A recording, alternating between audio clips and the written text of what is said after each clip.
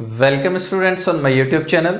आज अपने पास में क्वेश्चन है कि यदि एक ग्रुप जी का चक्रीय उपग्रुप H ग्रुप जी का एक विशिष्ट उपग्रुप है तो सिद्ध कीजिए कि H का प्रत्येक उपग्रुप G का विशिष्ट उपग्रुप है।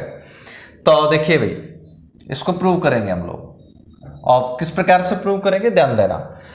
एक ग्रुप जी का चक्रीय उपग्रुप H है, एक ग्रुप जी है और जिसका चक्रीय उपग्रुप है H, और साथ ही में यह भी दे दिया गया है कि ये ग्रुप जी का क्या है, विशिष्ट उपग्रुप भी है। H चक्रीय उपग्रुप तो है ही और साथ में विशिष्ट उपग्रुप भी है। तो सबसे पहले आपको दे दिया गया है कि H जी का विशिष्ट चक्रीय उपग्रुप है, विशिष्ट भी है और चक्रीय भी है। तो विशिष्ट चक्रीय उपग्रुप है, ठीक है। तो H है G का विशिष्ट चक्रीय उपग्रुप। अब आपको सिद्ध करना है कि H का प्रत्येक जो उपग्रुप होगा वो इस G का क्या होगा, विशिष्ट उपग्रुप होगा, नॉर्मल सब ग्रुप होगा। तो देखिए भाई, सबसे पहले ये दे दिया गया है आपको। अब H का प्रत्येक उपग्रुप, तो सबसे पहले हम क्या करेंगे, H का कोई भी एक उपग्रुप ले लेंगे। तो माना के H का उपग्रुप है, तो देखते हैं आप कि अगर H का उपग्रुप है तो क्या बनेगा भाई। H G का विशिष्ट चक्रीय उपग्रुप था जिसका जनक मान लेते हैं A है, जिसका जनक A है, ठीक है भाई। चक्रीय उपग्रुप था ना, तो चक्रीय ग्रुप का जो जनक है वो आपने क्या ले लिया, यहाँ पर A ले लिया। अब K को देखिए, K H का उपग्रुप है, इसलिए K चक्रीय ग्रुप है, क्योंकि हम लोग पहले से जानते हैं, इसको हमें प्रूव करने की आवश्यकता है नहीं कि प्रत्येक चक्रीय ग्रुप का उपग्रुप भी क्या होता है, चक्रीय होता है। इसलिए K क्या है, यहाँ पर चक्रीय ग्रुप है। तो इसका जनक हम लोग लिख देते हैं एक बार, जिसका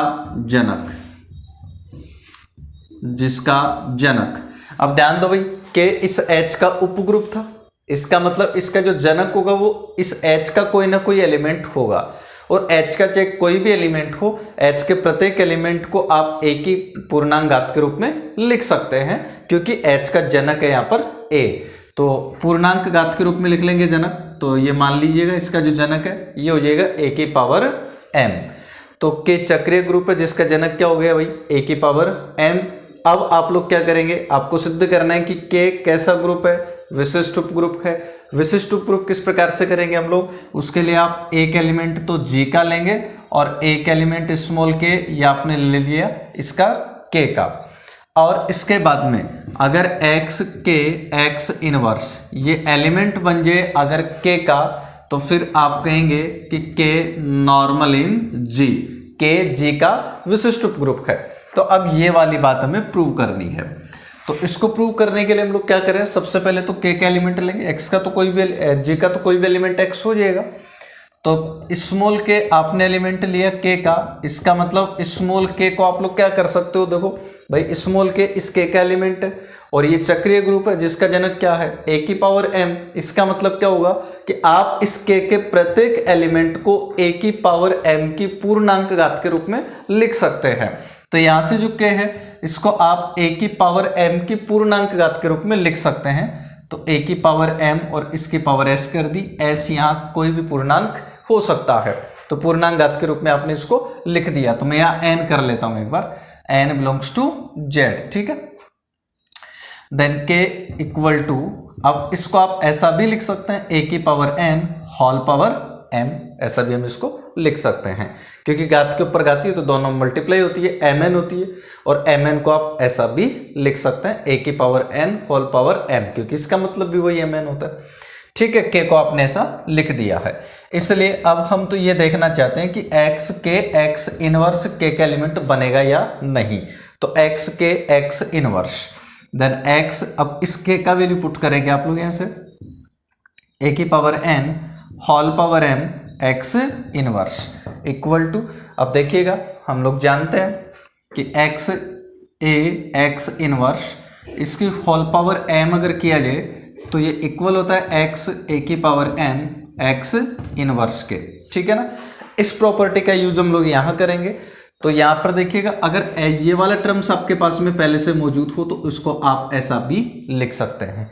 तो ये वाला जो टर्म्स था इसको मैं ऐसा लिख सकता हूँ x, और जैसे देखिए x a की पावर m x इनवर्स था तो उसको आपने लिखा है x a। अब a की जगह यहाँ पर है a की पावर n x इनवर्स, और इसकी होल पावर क्या हो जाएगी m। ठीक है, ये आपके पास में बन चुका है। और अब ये जो x a की पावर m x इनवर्स, इसको देखते हैं ये किसका एलिमेंट है। तो चूंकि देखो भाई x तो एलिमेंट था किसका, g का, और a की पावर n किसका एलिमेंट होगा, h का, क्योंकि a यहां पर किसका एलिमेंट था, h का, और ये जनक था ना, तो a की कोई भी पूर्णांक घात करोगे तो वो h का ही एलिमेंट होगा। तो ये एलिमेंट है h का।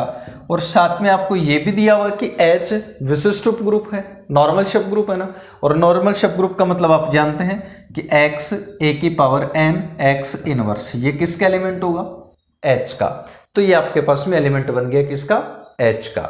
ये वाला x a की पावर n x इनवर्स किसका एलिमेंट बन गया, h का। और ये h का एलिमेंट है, इसका मतलब इसको आप a की पूर्णांक घात के रूप में लिख सकते हैं। तो इसको a की पूर्णांक घात के रूप में लिखा, यानी मैंने लिख दिया a की पावर s।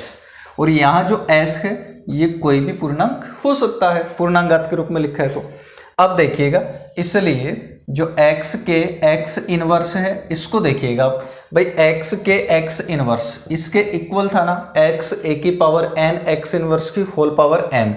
तो इसमें से देखो x a की पावर n x इनवर्स ये बराबर हो गया a की पावर s के, और इसकी होल पावर हो गई m। साथ ही में आप इसको अब ऐसा भी लिख सकते हो a की power n whole power s, यानी ये जो x के x इनवर्स था ये a की पावर m की पूर्णांक घात के रूप में लिखा जा सकता है।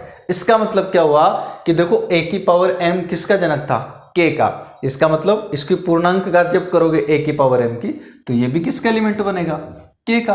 तो देख लीजिए x के x इनवर्स k का एलिमेंट बन गया, और k का एलिमेंट बन गया, इसका मतलब k नॉर्मल सब ग्रुप है g का, then k normal in g।